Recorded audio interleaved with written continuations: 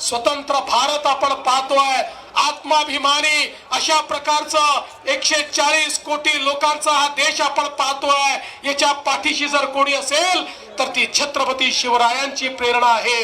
आणि म्हणूनच छत्रपती शिवराय हे आमचे आराध्य दैवत आहेत आणि त्यांनी राज्य कारभार कसा चालवायचा याची जी मानकं सांगितलेली आहेत आपल्याला कल्पना आहे।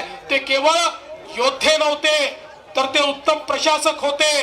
पर्यावरण असेल, जलसंवर्धन असेल, जंगल संवर्धन असेल, या ठिकाणी वेगवेगळ्या प्रकारचं व्यवस्थापन असेल, या सगळ्या व्यवस्थापन शास्त्राचे गुरु हे छत्रपती शिवराय होते। आणि म्हणून ते आदर्श राजा होते आणि म्हणून त्यांना जाणता राजा आपण म्हणतो, त्यांना श्रीमंत योगी म्हणतो। कारण या छत्रपती शिवरायांनी आपल्या राजांनी स्वतः करता काहीच केलं नाही, आपलं संपूर्ण आयुष्य हे रयतेच्या कामी लावलं। आणि म्हणूनच खऱ्या अर्थानं या श्रीमंत योगी अशा आमच्या राजाची आठवण आपण ठेवतो।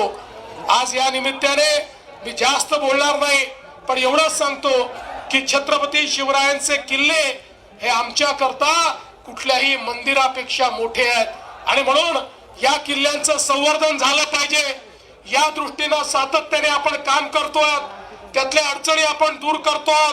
स्वराज्याची राजधानी रायगड या ठिकाणी अनेक कामं आपण सुरू केलेले आहेत। शिवनेरीचं रूप आपण पाहतोय, याच्यामधल्या अडचणी आपण दूर करतोय। मला सांगताना आनंद वाटतो, आता आपण एक टास्क फोर्स तयार केलाय आणि शिवाजी महाराजांच्या किल्ल्यावरची सगळी अतिक्रमण काढून टाकण्याचा निर्णय आपण घेतलेला आहे। काही झालं तरी अतिक्रमण त्या ठिकाणी राहणार नाही। पढ़ते रहिए fight against criminal daily newspaper.